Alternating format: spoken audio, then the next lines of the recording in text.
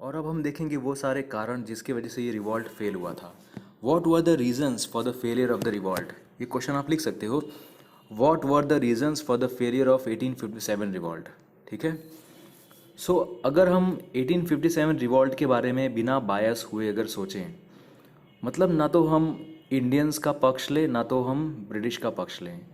अगर हम बिना बायस होके सोचें तो हम अपने आप से एक क्वेश्चन पूछेंगे ना कि कैसे सिर्फ 10,000 ब्रिटिश ऑफिसर्स ने लाखों वाले देश को अपने पैरों के नीचे दबा के रखा। तो हमें पता चलेगा कि जहाँ पे भी अपराइजिंग्स हुई थी, जहाँ पे भी रिवॉल्ट हुए थे, उसके अंदर कुछ न कुछ कमियां थी जिसके वजह से ये इस रिवॉल्ट की सक्सेस इम्पॉसिबल हो गई। अब वो कमियां कौन कौन सी थी? What were the causes? पहला कॉज ये था lack of unity among the Indians. मतलब इंडियंस के बीच में यूनिटी नहीं थी, बहुत कम थी। सो रिवॉल्ट जो हुआ था वो पूरे देश में एक साथ नहीं हुआ था। ना ही इस रिवॉल्ट के अंदर इंडियन सोसाइटी के सभी वर्गों ने हिस्सा लिया हो, ऐसा नहीं हुआ था। ज़्यादातर जो इंडियन रूलर्स थे और बड़े बड़े ज़मींदार थे, वो लोग इस रिवॉल्ट में शामिल होने से इनकार कर दिया था। बहुत सारे लोग, जैसे कि ग्वालियर के सिंधिया, निज़ाम के हैदराबाद के निज़ाम वाले और इंदौर के होलकर, इन लोगों ने इस रिवॉल्ट के टाइम पे भी ब्रिटिश को एक्टिवली सपोर्ट किया था। ज़्यादातर साउथ इंडिया और वेस्टर्न पंजाब इस रिवॉल्ट से बाहर रहा था और पंजाब के एरियाज़ में वहाँ पे तो लोग काफ़ी खुश थे, ब्रिटिश के एफिशिएंट एडमिनिस्ट्रेशन से काफ़ी खुश थे। इसीलिए ये लोग इस रिवॉल्ट में पार्टिसिपेट नहीं किए, क्योंकि वहाँ पे कैनाल इरिगेशन की वजह से काफ़ी सारी वहाँ पे खेती हो रही थी, वहाँ के फार्मर्स भी कमा रहे थे, सब कुछ अच्छा हो रहा था। इसीलिए इन लोग को कोई टेंशन नहीं थी इस रिवॉल्ट के लिए। ज़्यादातर जो एजुकेटेड लोग थे, जो वेस्टर्नाइज्ड इंडियंस थे, इन लोगों ने इस रिवॉल्ट को सपोर्ट नहीं किया। इनकी आंखों में इंडिया को ब्रिटिश की ज़रूरत थी। इनको ऐसा लगा कि इंडिया को आगे ले जाने का काम यही लोग कर सकते हैं और इंडिया के समाज में जितनी भी गलत प्रथाएं चली आ रही हैं जिसकी वजह से इंडिया खराब हुआ है, उसको भी उखाड़ फेंकने का काम यही ब्रिटिश ही कर सकते हैं।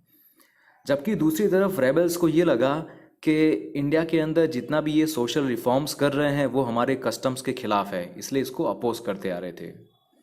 दूसरा reason, lack of national leader. Leaders तो बहुत सारे थे, लेकिन बहुत सारे ग्रुप्स का कोई एक सिंगल लीडर ऐसा था नहीं। तो ये रिवॉल्ट में बहुत सारे स्ट्रॉन्ग और इंडिपेंडेंट लीडर्स तो आए, लेकिन कोई एक ऐसा अकेला लीडर उभर के नहीं आया जो बहुत सारे ग्रुप्स को एक कर सके। इसके लीडर्स मेनली वो प्रिंस थे जिनको ये डर था कि ब्रिटिश लोग उनका साम्राज्य छीन लेंगे, ये सब कर लेंगे। सो अनफॉर्चुनेटली यही प्रिंस लोग सोचते थे कि हम ब्रिटिश को यहाँ से भगा देंगे, हटा देंगे, लेकिन ये चाहते इसीलिए थे कि उनका पुराना साम्राज्य, उनका कंजर्वेटिव रूल फिर से वापस आ जाए, ना कि इंडिया को एक मॉडर्न वर्ल्ड में लिया जाए।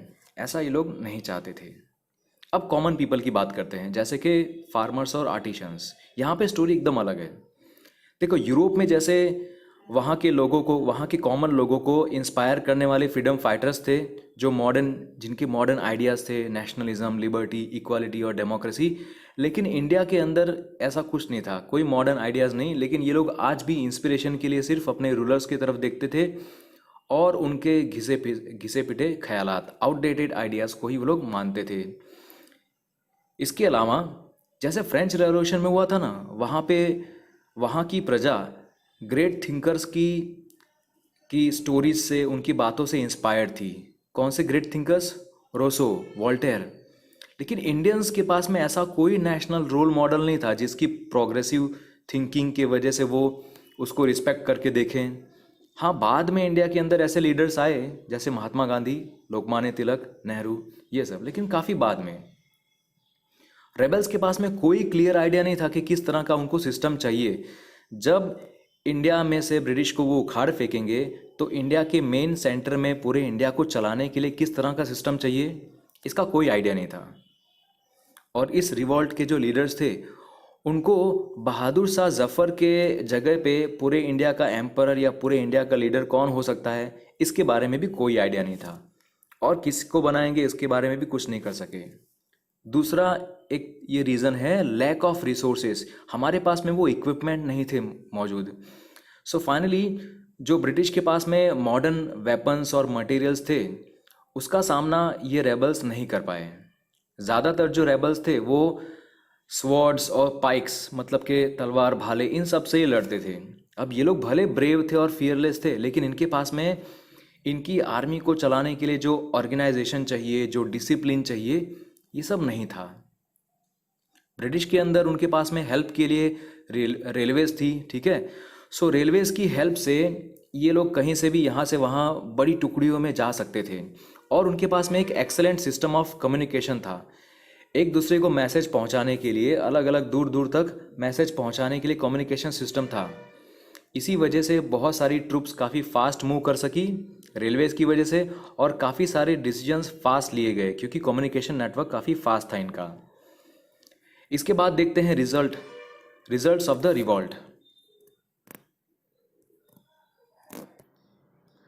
और अब हम देखेंगे वो सारे कारण जिसकी वजह से ये